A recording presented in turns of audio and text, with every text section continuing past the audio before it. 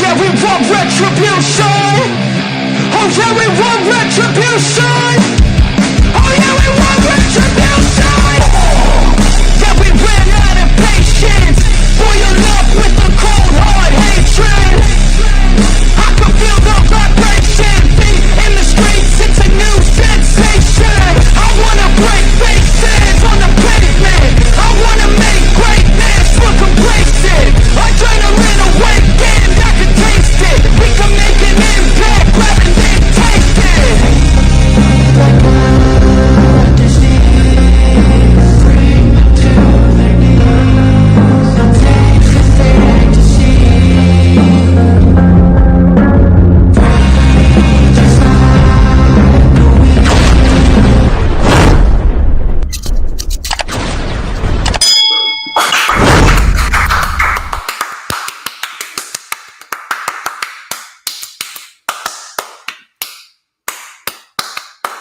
Ladies and gents, I am the one and only DJ Storms, and I would like to welcome each and every single one of you back here to a very special edition Monday stream. Happy Labor Day, everyone. I hope you guys have had a nice, long Labor Day weekend as we officially close out the month of summer. Thank you very much, Matthew.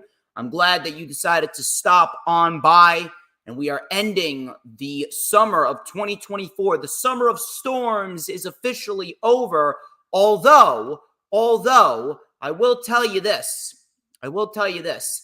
The weather is actually going to be quite nice in September. You see, here in New Jersey, we have no such thing as spring and fall. It's only summer and winter. And to be quite honest with you, I prefer the summer rather than the winter, although I do sleep better during the winter. Nevertheless, you already know who I am, Mr. Controversy, and the operator of the best damn X, formerly known as Twitter, handle known to mankind. And this is the official rewind for NXT No Mercy 2024, which of course streamed live yesterday evening on the Peacock, that is. Get your mind out of the gutter, you fucking savages. Peacock, this past Sunday, of course, with the pre-show starting at 6:30 p.m. Eastern Time, main show starting at 7 p.m. Eastern Time. I'm very, very happy that WWE has decided to make their normal timed PLEs at 7 again. That is a wonderful, wonderful decision, and I really hope AEW will start implementing that sooner rather than later.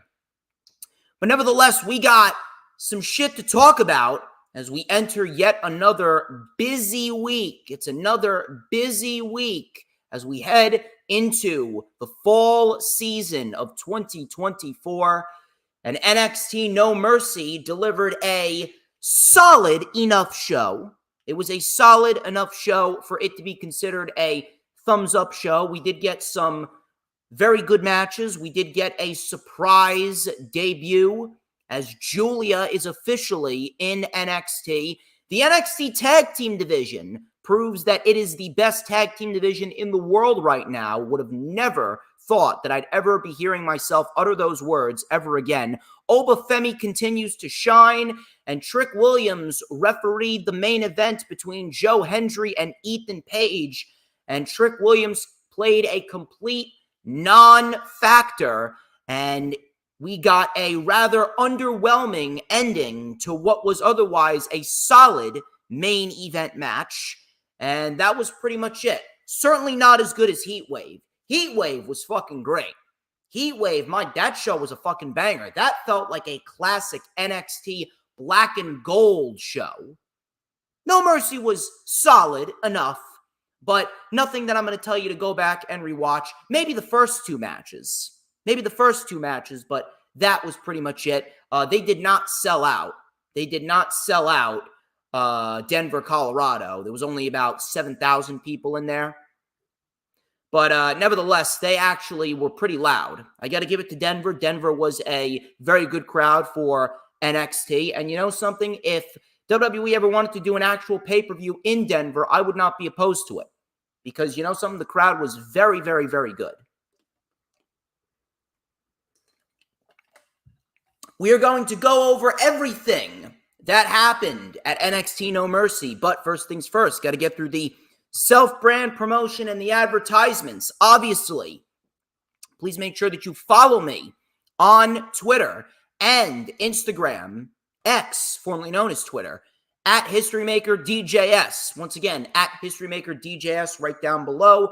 Follow me there. And of course, you can add me on my personal Facebook for collaborations and business inquiries. Please send me an email. My email is, of course, StormsTakeOver@gmail.com. Like the official DJ Storms business page, and I may just send you an invite to join the official DJ Storms posse group on Facebook. That is, all those links are in the description, as well as the link to my Rumble. We are live on Rumble right now. We're looking to build a nice, solid fan base over there. We are also looking to gain some super chats, some super stickers, some super thanks. If you guys haven't already done so, hit the super chats, super stickers, super thanks, become a member of the channel. I know Matthew has his DJ Storm shirt. Thank you very much, Matthew, for getting a high-quality DJ Storm shirt.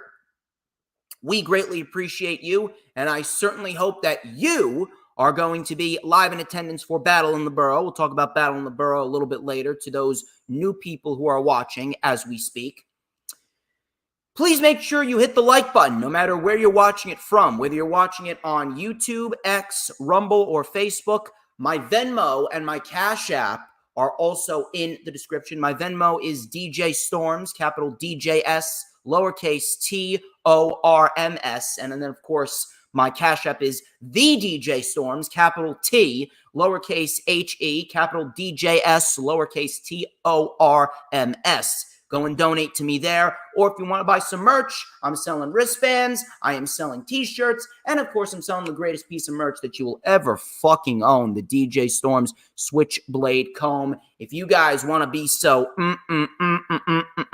just like me, you already know where to find it. You can go and hit me up, and I will send it to you ASAP. And just like everyone wants a piece of the Stormsmeister, everyone's going to want a piece of you. Look at how fucking on fleek my pompadour is. I am telling you, I cannot do any wrong.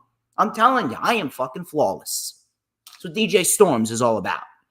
In addition to that, hit the notifications bell with a huge coup de grace, and then that way you will know whenever I pop up on YouTube, because whenever I pop up on YouTube, oh, baby, it is the best time to be on YouTube. And, of course, I'd like to shout out some sponsorships. Sponsorships have been flowing on in as a lot of local businesses and companies around New Jersey are looking to sponsor Battle in the Borough and the DJ Storms brand. Obviously, we know that owning a washing machine and a dryer could be very costly. So I'll tell you what, if you guys are in the general New Jersey area, especially in the Elmwood Park, New Jersey area, you can come on down to my laundry room. And here is a word from yours truly, DJ Storms, telling you why you should go and check out my laundry room. Ladies and gentlemen, I am the one and only DJ Storms, and if you guys require some professional laundry services, you guys should come on down to my laundry room, and I'm here to tell you why. First of all, they got a great reputation of over 30 years here in Elmwood Park, New Jersey, which gives them first-class name brand recognition. Secondly, they got high-quality VIP wash and fold service, which entails that you get top-notch cleaning at a very reasonable price, and of course, you get the assurance that your order will be ready when promised. And finally, and most importantly, you get the customer satisfaction knowing that my laundry room is a clean and comfortable environment, has great staff, and above all else, is a place where the customer always comes first. So come on down, see Kelly, Danielle, Chris, and all the great team members over here. My laundry room, where your dirty laundry is their business. And their business is indeed taking care of your dirty laundry. Thank you very much to Kelly, Danielle, Chris, and all of the people over at My Laundry Room for sponsoring Battle in the Borough and, of course, sponsoring the DJ Storms brand. I would also like to shout out my main man, Kevin, the owner of the Ruggles Shop on Route 46 here in Elmwood Park, New Jersey. They've been around for about 8 months, and they are looking to really get their name out there. Here's a word from yours truly, because there is no one better to do the honors. Yours truly is going to tell you why you should go and check out the Ruggles Shop for solid, quality homemade baked goods and, of course, phenomenal smoothies. Ladies and gentlemen, I am the one and only DJ Storms, and I'm coming here with one of the best-kept secrets in Bergen County, the Ruggles Shop. For the last 10 months, this place has been serving up some quality baked goods, including chocolate chip cookies, pecan sandies, and, of course, homemade Ruggles. And if you come on in right now, my main man Kevin over here, he will make you a quality smoothie that is not only healthy, but it is also delicious. Take my word for it, people. The Ruggles Shop, you are going to want to check this place out. And you should be checking out the Ruggles Shop if you haven't already done so, because they got some awesome stuff over there, and Kevin's a great guy. Kevin's a very nice guy. Thank you very much to Mr. Kevin for sponsoring Battle in the Borough and, of course, sponsoring the DJ Storms brand. And finally, for now, I would also like to shout out Elmwood Dental Professionals. Elmwood Dental Professionals is one of the premier dental practices here in Bergen County, and you can come on down and see Dr. Daniel Eidman, his father, Dr. David Eidman, and the entire team over at Elmwood Dental Professionals, and they will provide you with the highest quality of dental service, and no one's going to be able to do it better. And if you still don't believe me, well, let me tell you a little bit more about Elmwood Dental Professionals. Listen up, y'all. Ladies and gentlemen, I am the one and only DJ Storms, and if you guys are looking for some quality dental care, have I got the place for you. For almost 40 years, Elmwood Dental Professionals has been one of the top-tier premier dental practices in Bergen County. Dr. David Eidman, Dr. Daniel Eidman, and their entire team have employed a standard of excellence in personalized dental care, which combines uncompromising safety with extensive training and expertise. This enables them to provide the quality dental services that their patients deserve. As a practice, they are true believers that preventative care and education are the keys to optimal dental health. Their entire team is dedicated to providing you with the personalized dental care that you deserve to make your visits as comfortable and pleasant as possible. Elmwood Dental Professionals, creating beautiful smiles, then, now, and forever.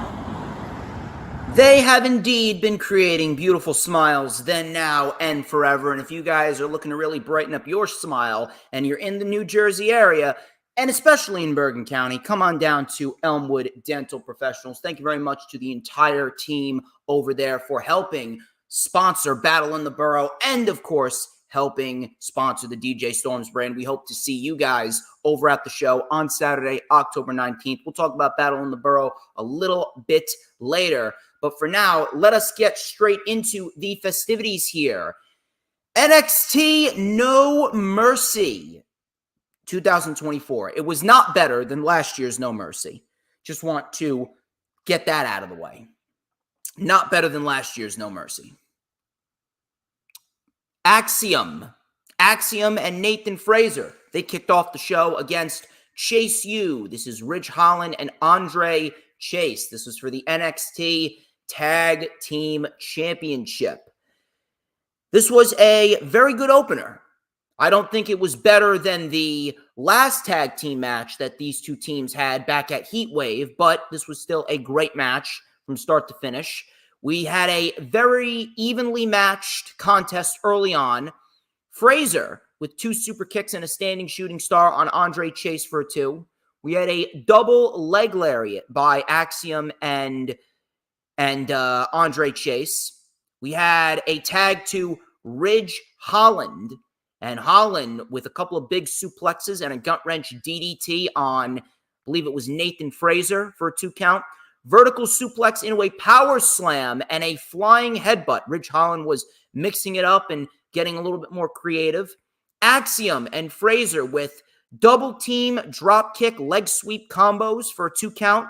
We had a tag to Andre Chase. Andre Chase, out of nowhere, pulls a Spanish fly out of the box and then delivers a Tiger Driver for a 2 count. Beautiful sequence. Crowd was chanting NXT, NXT. Holland tagged in. Super kick to Axiom. Tope Suicida on Chase. Axiom and Fraser were sent over the barricade, but they bounced right back with 2 planches onto Ridge Holland. Andre Chase was down. Frog splash by Axiom. Springboard 450 by Fraser. 1, 2. Andre Chase kicked out. Tag to Holland. We had a Doomsday device. Very nicely done. I thought that was it. Doomsday device. 1, 2. Fraser kicked out. Powerbomb. Enziguri combo. Axiom drop kick Ridge into the 2 individuals. I believe it was Andre Chase covering Nathan Fraser, and Axiom drop kick Ridge into the cover, and that saved the match.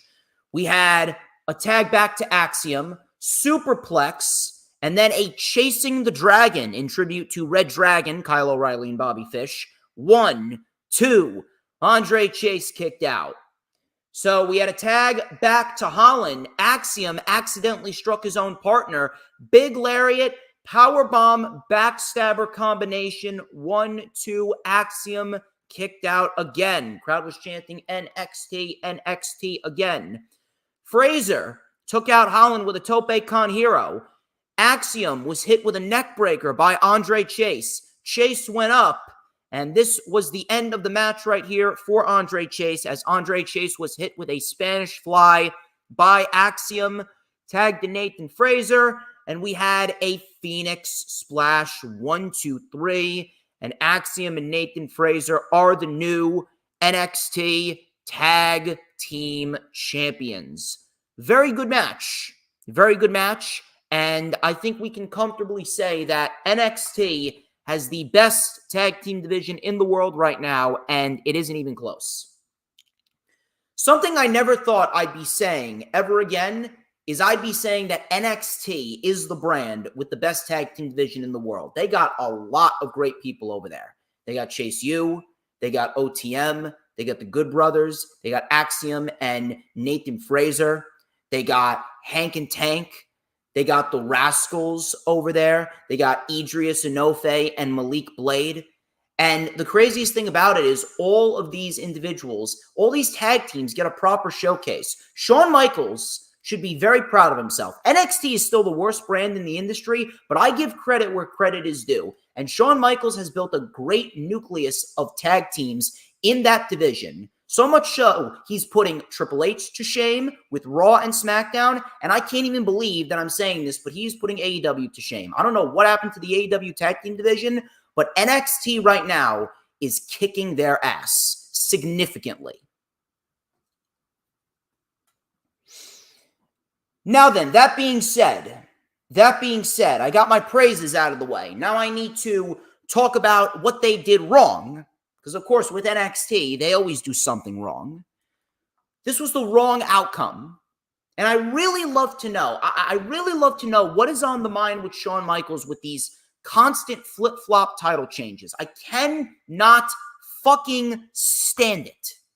I'm telling you, it is one of the worst things in the world. As a wrestling fan, it is one of the most frustrating things for one to watch. Why give Chase U the NXT tag team titles if they were going to lose it less than a month later, right back to Axiom and Nathan Fraser? I have been singing Axiom and Nathan Fraser's praises for God knows how long now. Matter of fact, I said that they were the best tag team champions in the industry. And you know what? That still holds true. Axiom and Nathan Fraser are by far and away the best tag team champions in the industry thus far. There have been no tag team champions across any brand, whether it be Impact, whether it be New Japan, whether it be Raw, SmackDown, AEW, it doesn't matter. There have been absolutely no tag teams that have measured up to what Axiom and Nathan Fraser have done as the NXT tag team champions.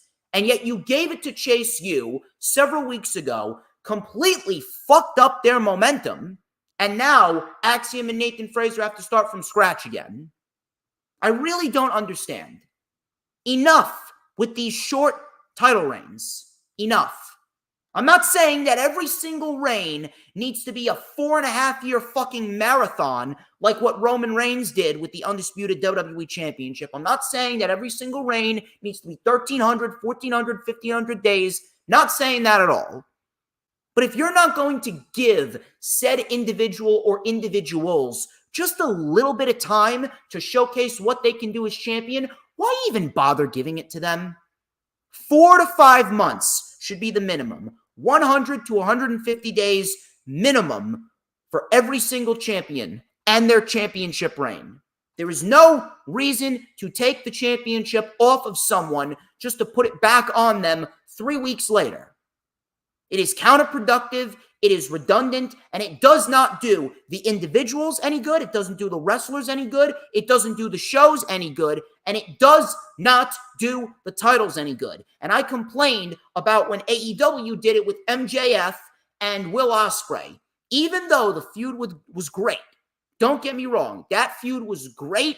The 2 matches that they had were fucking phenomenal, but there was no reason why MJF needed to win the championship just to lose it right back to Ospreay 6 weeks later. It does not do anyone any good. It is counterproductive. It is redundant.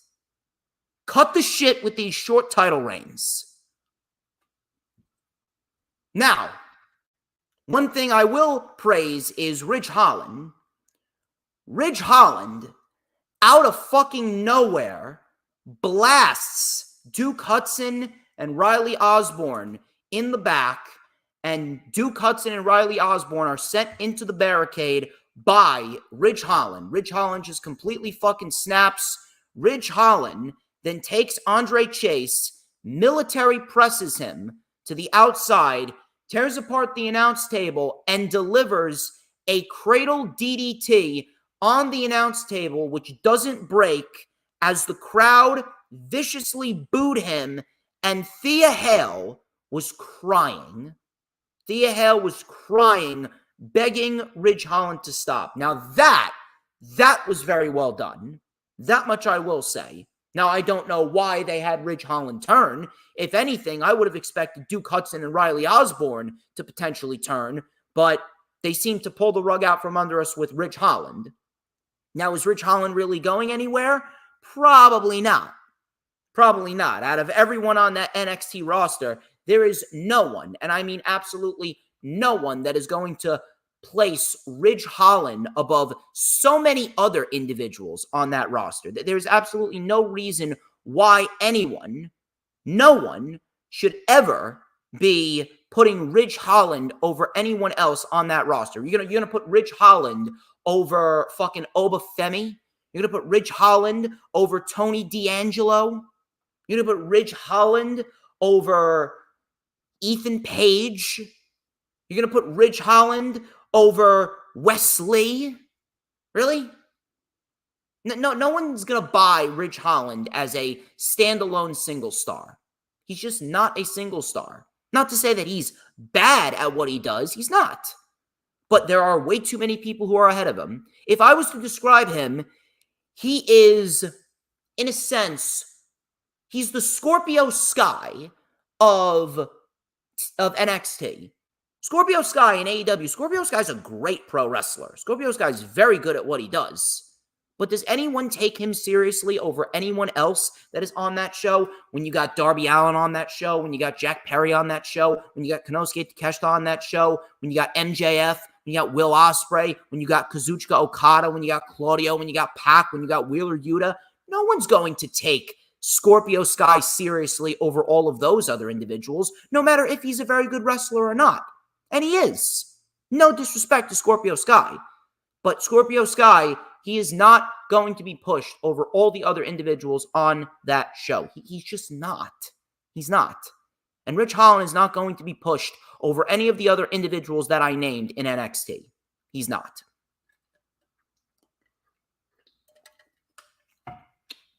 Moving on here. Wesley and Zachary Wentz. I was actually looking forward to this match. I was very much looking forward to this match because I wanted to see what these two were going to produce, how they would gel together, what exactly they were going to bring to the table. Now, it only went about 14 minutes. But for a 14-minute match, it was great. Great from start to finish. I could have watched him go another 10 more minutes, and to be quite honest with you, they should have gone another 10 more minutes. It's actually a little frustrating to see, two guys like this, and we know that they should be getting at least 17, 18 minutes, and they were kind of shafted here. Now, granted, they made do with the 14 minutes that they had, and we did get a bit of a shocking outcome. I wasn't really expecting what we got as far as the outcome goes, but nevertheless, this was a great match. If anything, this was probably the match of the night. Probably the match of the night from start to finish. Wesley and Zachary Wentz. Wesley's heel turn was very well done, and Zachary Wentz definitely made it a little bit more emotional than it really came off as. But ultimately, it was a great 14-minute match that will ultimately be forgotten about tomorrow because, let's be honest here, does anyone really give a fuck about NXT? The answer is no, even if they did put on a solid show. So, we had a very swift beginning. Nice twisting crossbody by Zachary Wentz. Wesley with a back suplex on the apron, and now Wesley was in firm control. We had a handspring into a knee by Zachary Wentz. Wentz mounted a comeback. He delivered a deadlift German suplex and a high knee and a PK. He then turned Wesley inside out with that PK. Wentz went up and delivered a springboard tornillo onto Wesley on the floor. Wentz went for the swanton bomb. He got the swanton bomb. Wesley kicked out. Wentz then delivered a Boston Crab. Wes was able to get out. We had a super kick by Wentz. We had Wes and Wesley. They both went up. And Wesley with a head over heels Hurricane Rana. Very nice. He jumped from the floor and delivered the head over heels Hurricane Rana. Very nicely done. Then he delivered a springboard Phoenix Splash. He almost connected with the knees to the gut, which would have looked extremely brutal. 1, 2, Wentz was able to kick out again.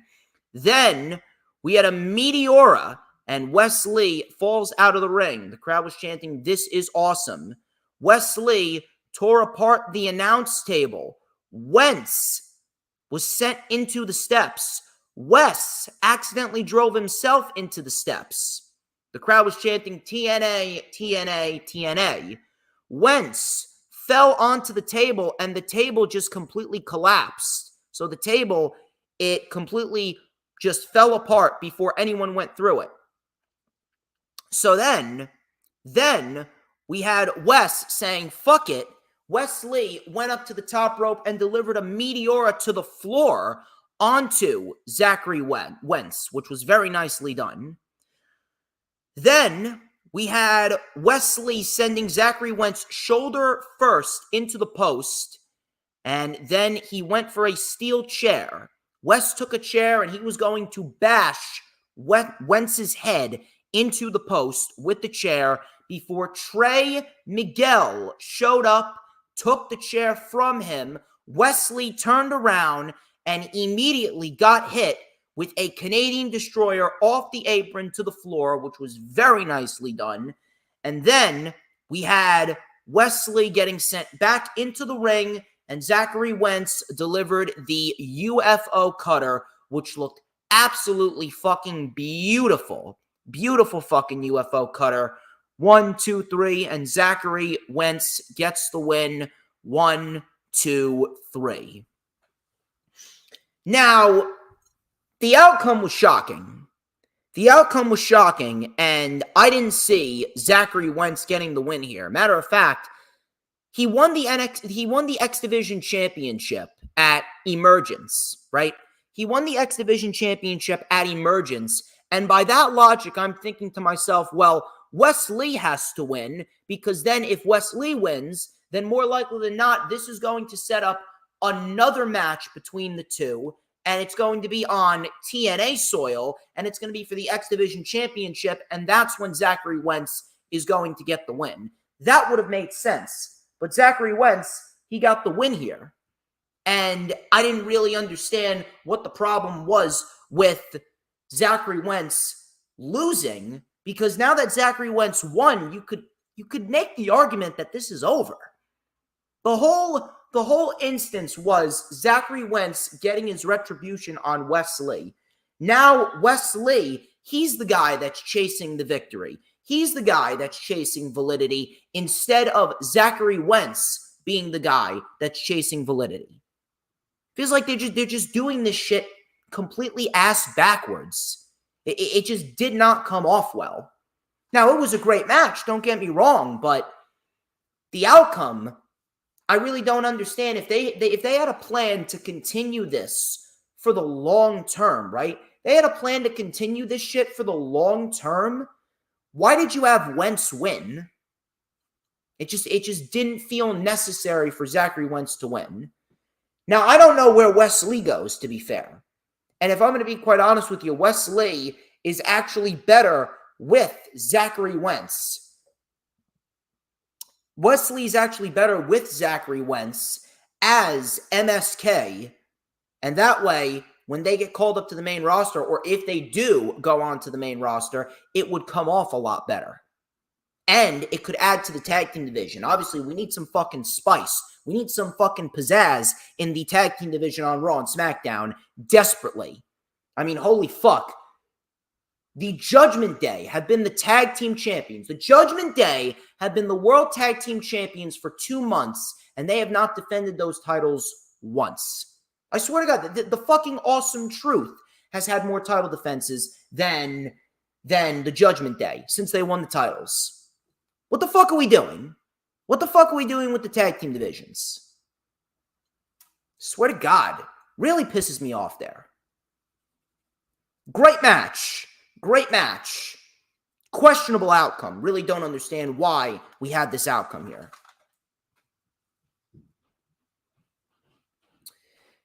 Hope you guys are having a good time so far. We recently just surpassed 32 minutes live with 14 people in here. I hope everyone's having a good time. Thank you very much to Matthew and Grega John for stopping on by and listening to your boy, DJ Storms, talk about pro wrestling. I would like to shout out some more sponsorships for Battle in the Borough and the DJ Storms brand. I would like to shout out Will and the entire team over at DNN Deli, a high-quality Peruvian restaurant here in the suburbs of Elmwood Park, New Jersey. If you guys are looking for high-quality Peruvian food, listen up, and I will tell you as to why you should check out DNN Deli.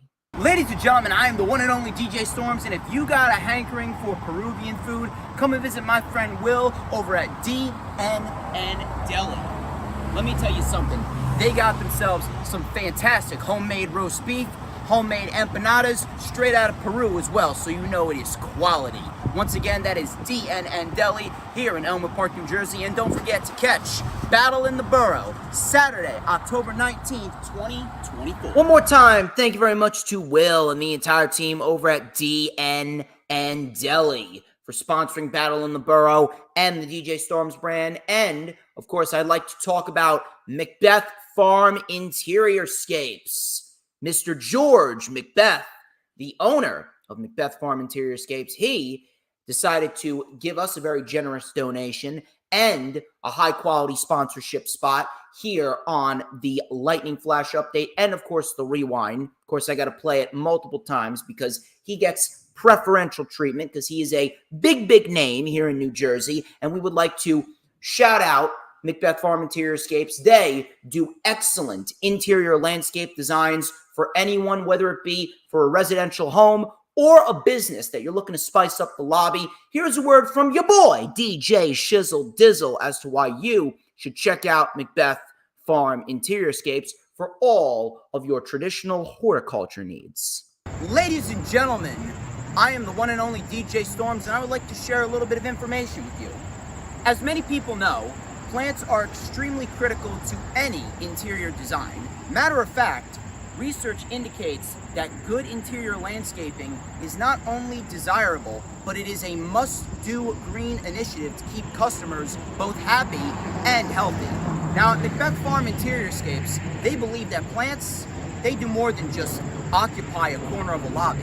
That is why they offer a full line of interior landscapes for both corporate and residential settings, from office plantscaping, living walls, moss walls, and even plant and orchid arrangement. Macbeth Farm is your go-to resource for all of your professional horticulture needs. You guys can contact Macbeth at 201-387-7997, or you can see all of their creations online at macbethfarm.com. That is MacBethfarm.com. Macbeth Farm Interiorscapes, a family-owned business providing distinctive interior plantscaping for businesses across New Jersey and the Philadelphia area. And anyone who is living in the general New Jersey and the Philadelphia area should absolutely go and check out Macbeth Farm Interiorscapes. Mr. George Macbeth and the entire team over there, they are wonderful human beings, very good people, and I'm very, very happy to be on board with them in an official partnership for Battle in the Borough and, of course, with the whole DJ Storms brand altogether. But I would like to talk about Battle in the Borough for a minute. Battle in the Borough is on Saturday, October 19th, 2024. Meet and greet at 6 p.m. Main show starting at 7 p.m. It is in the Elmwood Park Rec Center right here in Elmwood Park, New Jersey, in the borough of Elmwood Park. And we got ourselves a loaded card. First of all, we got a 21-year-old prodigy. His name is Marcus Mathers, and he is set for action against Dr. Sleep himself, Anthony Gangone. And you guys are going to want to get your tickets for this, because let me tell you something. Marcus Mathers, at just 21 years old, he is better than a lot of people who've been doing this for 15, 20 years. I kid you not. Marcus Mathers is an absolute beast in every sense of the word. Can he overcome Dr. Sleep? Well, we are just going to have to find out, because you guys can get your tickets right now for Battle in the Borough. You can call the number right up there. It is 201-507-2577. You can get your tickets for $25 at the door, or you can DM me, serious inquiries only, and you can check me out on Venmo or Cash App. You can send me the $25 there, and I'll be sure to mail out a ticket directly to you. It is incredibly vital that you get your tickets soon, because they are going extremely, extremely quick. And then, of course, if you guys are looking for some high-quality women's action, have I got the match for you? It is the Battle of the Tiffs. It is Tiffany Avatar and Tiffany Grady. These two women have been going back and forth the entire year. They are currently 1-1. This is the rubber match. You guys want to get your tickets? As of course, DM me, get them at the door, or call 201-507-2577. And very, very, very special stipulation for this match. I was able to speak with Ashley Stevie, the CEO of Kaiju Pro Wrestling, and we have come to an agreement.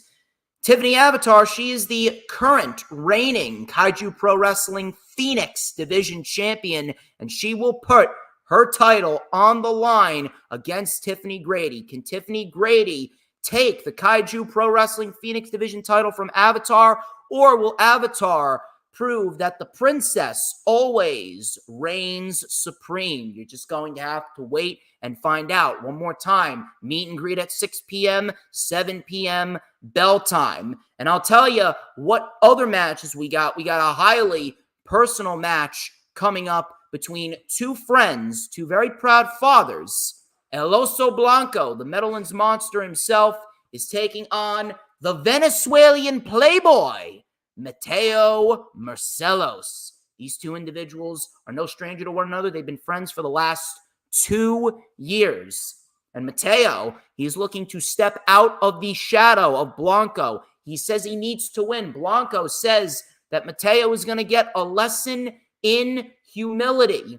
Mateo could very well be humbled, or is Blanco going to fall victim to the slickness and the slyness that is Mateo Marcellus? You're going to have to get your tickets, and you're going to have to find out. But I do have a major announcement regarding this match and, of course, our next match that we're going to talk about. If you guys don't already know, in addition to this match, we got ourselves a big match between Alex Ryman and one half of the Silk City Kings, Bulldog Pittman. Alex Ryman, he is known as the Revolver, and he is the current Pro Wrestling Magic World Heavyweight Champion, and he has got a major match coming up on September 28th at the end of this month, the final Saturday in September. It is Alex Ryman, the Pro Wrestling Magic World Champion, defending the title against El Oso Blanco, Bruno himself. It is going to be in Ridgefield Park, New Jersey.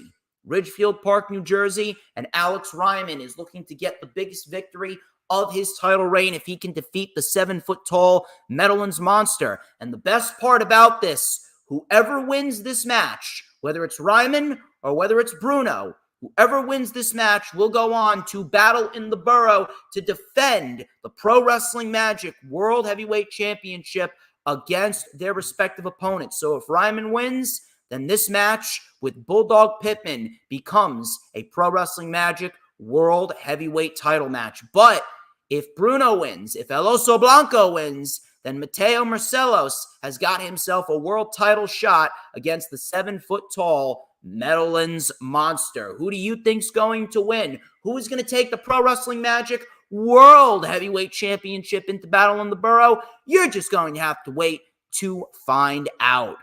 And, of course, we got two first-time ever matchups going down on Saturday the 19th at Battle in the Borough. The first one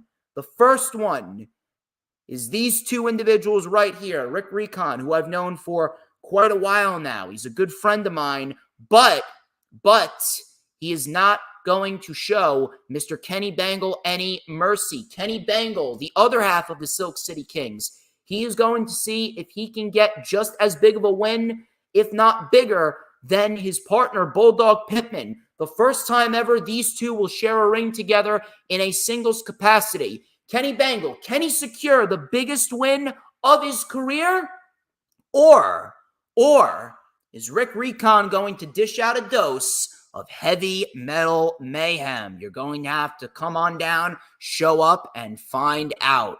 And finally, the second first-time ever match and our main event of the evening on Saturday, October 19th, Crowbar, 30-plus year veteran Crowbar, will go one-on-one with the NWA's Spencer Slade, accompanied by his manager, Savage. And Savage has elected to make this match for the Savage Heavyweight Championship. Whoever wins will be crowned the first ever Savage Heavyweight Champion, going down on Saturday, October 19th at Battle in the Borough. Tickets, $25 at the door. DM me, serious inquiries only, or you could call 201-507-2577. Battle in the Borough will be historic. Get your tickets now before they are all gone. Now then, let's move on. Let's continue on with the rewind, shall we?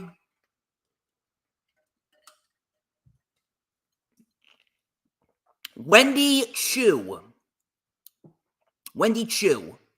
She took on Kalani Jordan. This was for the NXT Women's North American Championship. And this was by far the worst match on the show. Out of all the matches that we've seen, by far the worst match on the show. This was an NXT TV match placed on a premium live event just to give Kalani Jordan an opponent. And guess what? It completely shit the bed. Was it the worst match I've ever seen? No, it wasn't the worst match I've ever seen. Kalani had to do a carry job, but at the end of the day, this match did not belong on the show, and this match was merely to get Kalani on the show in some sort of capacity. But I mean, you had God knows how many other people on the show. I would have taken Tatum Paxley on the show. Even though Tatum Paxley's character fucking sucks balls, Tatum Paxley is a great fucking wrestler.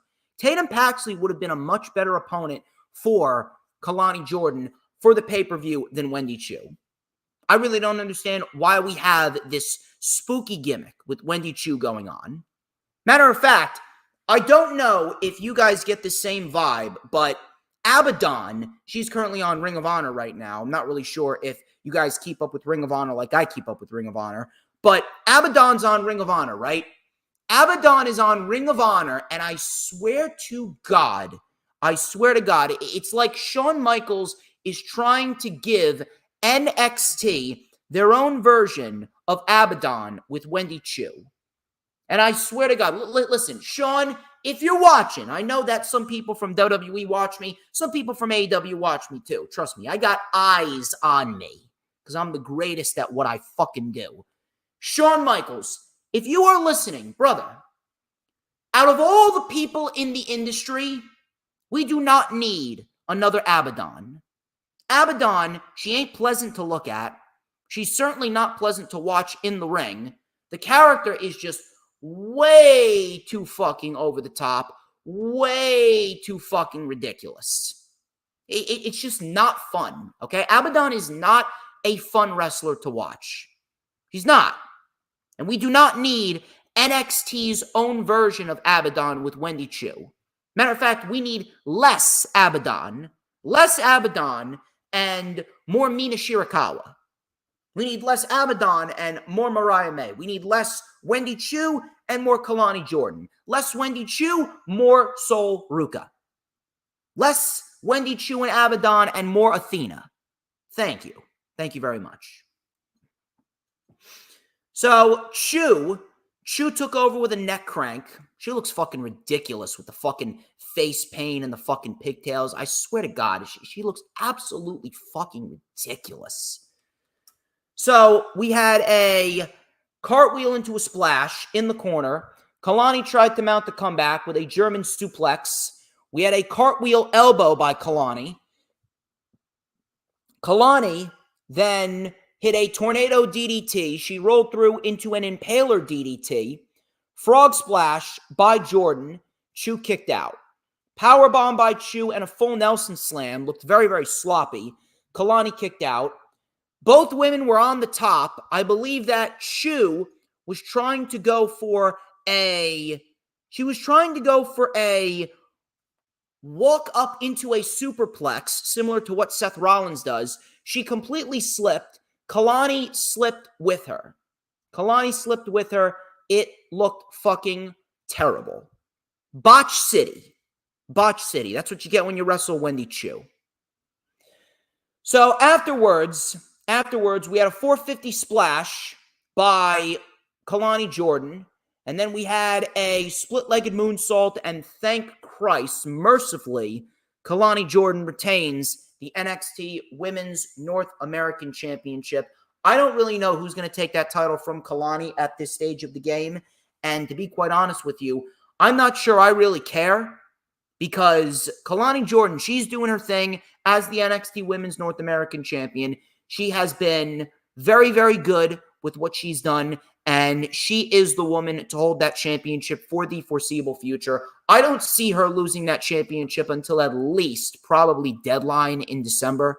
There's no reason for anyone to take that title off of Kalani Jordan right now. Kalani Jordan is doing just fine with that championship. Let's get Wendy Chu off of fucking TV. Afterwards, Tatum Paxley came out. She locked in a sleeper hold on Wendy Chu and then left Wendy Chu a fucking doll.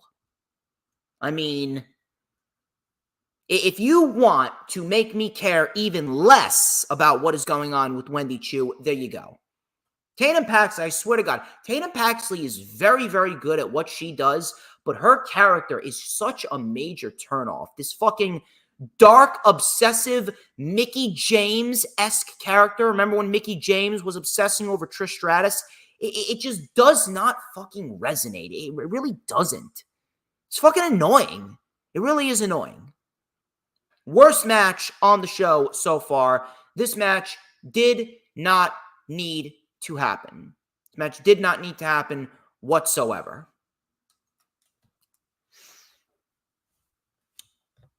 Tony D'Angelo. Tony D. Forget about it. Tony D. He took on the ruler of NXT, that being Oba Femi. This was for the NXT North American Championship, and this ended up being a very good match for what it was. I would not say that this was Oba Femi's best performance. This was not Oba Femi's best match. Tony D really isn't all that flashy of a wrestler, but it was a very good match for what it was. There wasn't any fuck-ups. There wasn't any botches. And we ended up getting some solid material here between these two powerhouses. Now, I was actually rooting for Tony D. I was rooting for Tony D to take that championship from Oba Femi. I really was. But it was not to be. It was not to be, and Oba Femi remains the NXT North American Champion for now. Now then, as far as Oba Femi goes, I'm not really sure where they go with Oba Femi now, but I think they're going to have to call up a certain TNA wrestler sooner rather than later. So Tony D, he came out of the box. Nice suplex on Oba Femi. Tony with a shoulder tackle. Nice shoulder breaker by Oba for a 2. Tony D and Oba were then on the apron, and Tony D delivered a DDT on the apron. And then we had a big PK by Femi. Overhead belly-to-belly by Tony D. Tony D mounted a comeback with a fisherman suplex. That got a 2 count. Nice power slam by Tony D. And then we had an electric chair drop. Tony D covered. Oba kicked out. Oba was taking out the family. He took out Stax and Luca Crucifino. Oba got a crowbar, and as he went to go after Tony, Oba got drop toe holded into the steel steps. So afterwards, we had Tony D getting Oba back into the ring. Tony D delivered a very nice spear. But Oba was able to kick out. I actually thought that was going to be it. We had a back suplex toss by Femi. Femi then clotheslined Tony over the top. Pop-up powerbomb by Oba Femi, but Tony D was able to kick out. We then had a spine buster by Tony D, and we thought that was going to be it. Tony D was trying to hype himself up, but it was not to be. Tony D was caught with 2 more power bombs, and after that, we had the 1, 2, 3. 1, 2, 3, and Tony D loses. And Oba Femi continues his reign of dominance. Oba Femi continues his reign of dominance over the NXT North American Championship division. Very good match. Very good match for what it was. I did not have a single issue with the overall match. And in the end, both men ended up coming out looking good. Both men came out looking just fine. I didn't have an issue with the overall match, although I probably would have given it to Tony D. Now, where do we go with Oba Femi? Oba Femi is virtually unstoppable. He's never been beaten. He's never been touched. And he's going on 8 months. 8 long months with the NXT North American Championship, and he is not slowing down anytime soon.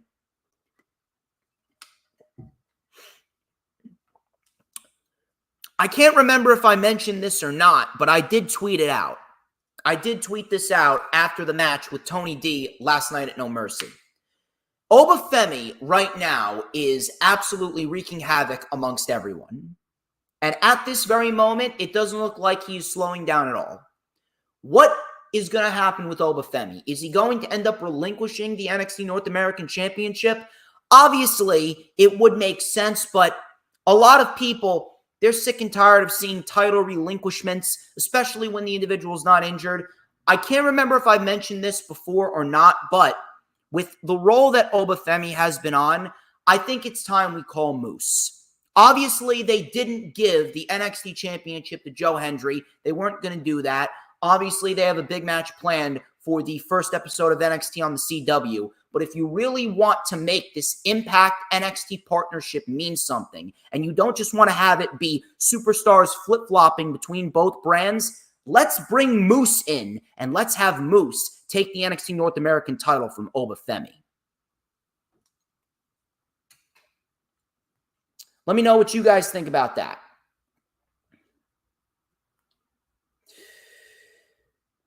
We are getting down the home stretch. We got about 2 more matches to go over. And then I am going to get on out of here.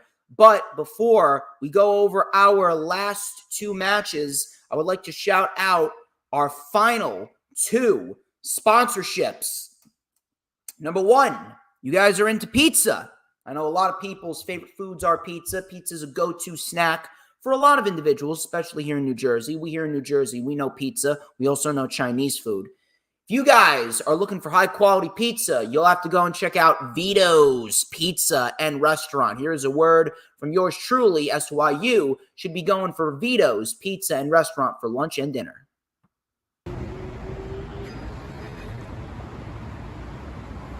Ladies and gentlemen, I am the one and only DJ Storms, and I am here in front of Vito's Pizza and Restaurant here in Elmwood Park, New Jersey. Some of the best pizza in Bergen County. If you're hungry, hell, even if you're not, come and stop by Vito's Pizza. And of course, be sure to catch Battle in the Borough on Saturday, October 19th, 2024. Tickets, $25 at the door. DM me or call 201-507-2577. You should indeed go and check out Vito's Pizza and, of course, get your tickets for Battle in the Borough. And yes, Matthew, you are right. You are absolutely right. The WWE should sign me, but unfortunately, they're not smart enough to do so. They're not smart enough to do so, and you know something? I don't expect them to be smart enough to do so. WWE, they don't want someone like me. They don't want someone who is straight up, who is honest. They don't want someone who can actually contribute to the company. They want yes men. Even under Triple H, they just want yes men. But I'll tell you what. If you guys are looking for quality bagels, coffee, and deli material, you should go and check out Toasted. They just recently opened Toasted up in Elmwood Park, New Jersey, and you guys should absolutely go and check it out. And I got a word from yours truly and Safa, the owner, and her team over at Toasted. You should go and check out Toasted right now. It's right across the street from Vito's Pizza. So you can go to Toasted for breakfast and then Vito's Pizza for lunch and dinner. Here's a word from your boy, DJ Shizzle Dizzle, and of course, Safa and the team over at Toasted.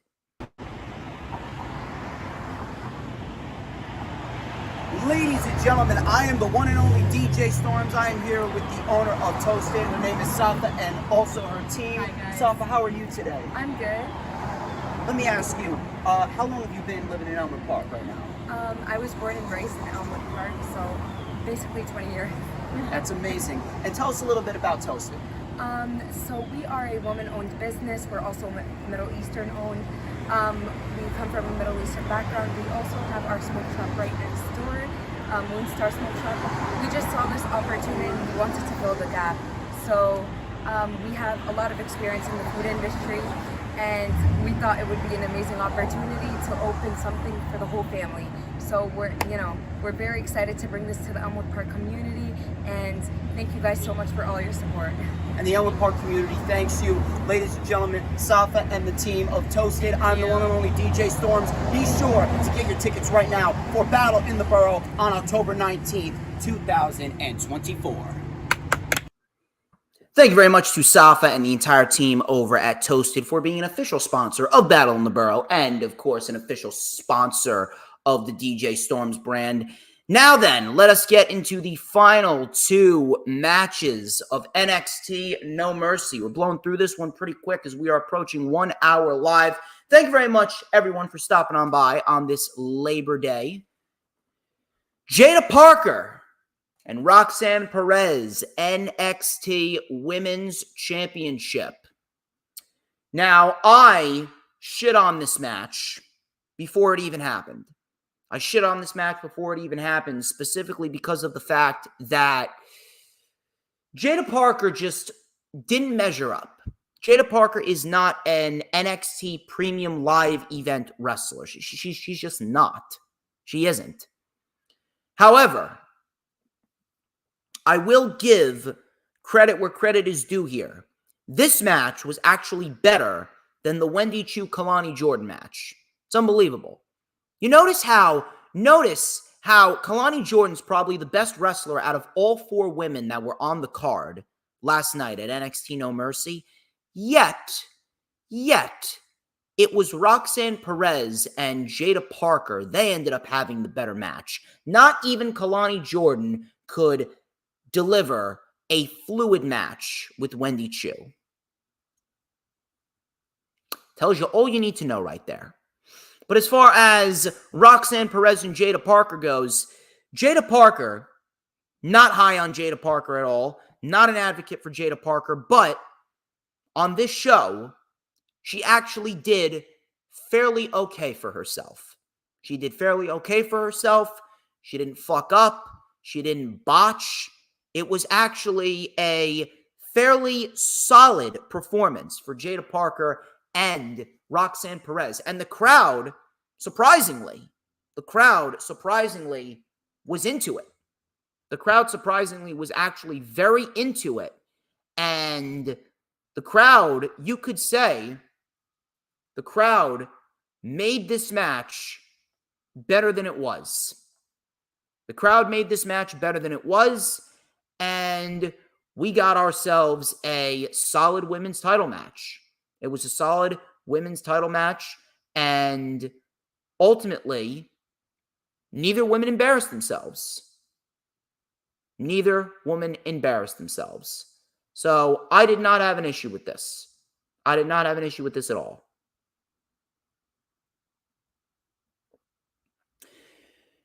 So we had a little bit of cat and mouse early on. Perez sent Parker ribs first into the steps. Crowd was chanting, "Let's go Jada, let's go Roxy."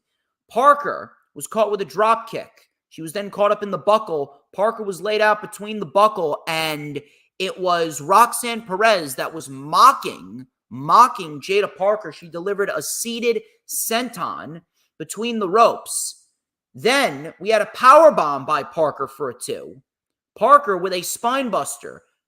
Perez kicked out. Seated buckle senton by Parker from the top. Perez kicked out. We then had Parker going for a suplex, but the ribs gave out. The ribs ended up giving out. Parker was locked in the rings of Saturn. She powered out, delivered a Samoan drop. Body splash missed. Parker went for the hypnotic, but Perez fell to the outside. Crowd was chanting, "This is awesome." Parker was then sent through the barricade. Crowd chanted, "Holy shit." And then Parker was caught with a Pop Rocks on the barricade that was laid out on the floor, which was very nicely done by Miss Roxanne Perez. Very nicely done there. We then had both women trying to make it back into the ring. Both women were crawling, trying to get back into the ring. Both women made it back into the ring, but Parker was ultimately caught with a Pop Rocks. 1, 2, 3, and Perez retains the championship over Jada Parker, and that was that. Solid enough, and Jada Parker didn't embarrass herself. She's clearly not ready, but I will say this. For one show, on one premium live event, she did okay for herself. I hope that she continues to improve. So Roxanne Perez, she's holding the title up. She's celebrating. All of a sudden, the lights go out. Smoke appears, and Julia comes out through the curtain. Julia with gray hair, a seductive look on her face. She comes into the ring and stares down Roxanne Perez as Perez comes to the realization that her days as the NXT Women's Champion are indeed numbered. They're numbered. I don't think it's going to be at Halloween Havoc, and quite frankly, it shouldn't be at Halloween Havoc. Way too fucking early for that shit. That right there, I mean, you're basically telling me that Roxanne Perez is keeping that title warm for Julia, which I know she is, but in the end, you're going to have to build her up. We should be seeing Julia fighting for the title no sooner than Deadline. No sooner than Deadline, please.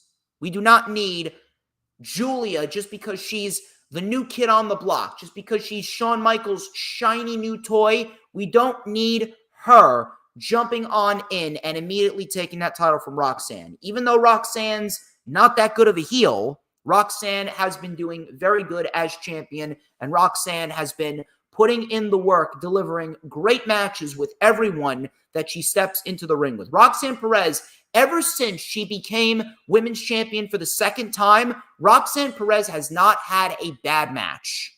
She hasn't. And I really do hope that that continues because Roxanne Perez is great at what she does. Joe Hendry and Ethan Page. This was an NXT Championship match, and Trick Williams was the special guest referee. Now, the match itself was very good. Joe Hendry's a very good wrestler, nothing flashy, but he's very good. Ethan Page is a very good wrestler, nothing flashy, but he's very good. And this is a great role for Ethan Page to be in. However, we were all expecting something with Trick Williams, and nothing really happened. If anything, they just put Trick Williams in here to make it kind of less of a blow for the fact that Joe Hendry was not winning the NXT Championship. If anything, this was more of a little test run by the WWE. This was like a coercion run, if that's even a fucking word, coercion, because that's what WWE is trying to do with Joe Hendry. WWE is trying to coerce Joe Hendry into leaving TNA and signing with them. For those of you wondering why Joe Hendry did not win the NXT Championship, it's because WWE is not in that mindset. WWE clearly wasn't going to do that, and if they are going to take the title off of Ethan Page, it's probably going to be on the first episode of NXT on the CW on October 1st. The reason why Joe Hendry was put in that spotlight is because WWE is trying to manipulate Joe Hendry. WWE doesn't give a fuck about TNA. I don't give a shit what anyone wants to say. These are the fucking facts. WWE is only in this partnership with TNA because they want something out of it. And one of those things is Joe Hendry. So they put Joe Hendry in this NXT title match against Ethan Page with the intent of him not going over to pretty much tell him, hey, this is what you're in for if you come and sign with us. There was a chance that Joe Hendry could win, and he may still be given the title at a later date, but I knew that they weren't going to give it to him here.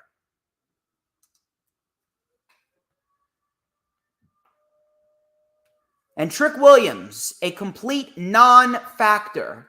Trick Williams played absolutely no part in this match. Matter of fact, if anything, you may as well have had a normal ref in this match. It actually reminded me of when Jeff Jarrett was the special guest referee for the Street Profits and the Usos at SummerSlam 2022. So Trick Williams, he was impartial early on. Very evenly matched contest. Hendry was in control. Nice vertical suplex. Page with a big boot. And then the crowd started chanting, Ethan sucks. And Ethan Page continued to wear down Joe Hendry. Joe Hendry was caught with a Northern Lights suplex for a 2. Crowd chanted, put some clothes on at Ethan Page, obviously referencing the song that Joe Hendry sang to him on NXT last Tuesday.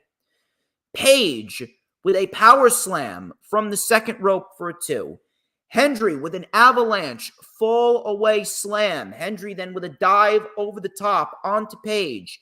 Page sent Joe into the steps. We then had an Ego's Edge on the apron. Joe Hendry just beat the count into the ring. Joe Hendry then with an ego's edge. Hendry hit the ego's edge on Ethan Page, or should I say the Hendry's edge. We had a 1, we had a 2, but Page kicked out. Both men traded some strikes. Hendry mounted a comeback. We had a nice fall-away slam, standing ovation.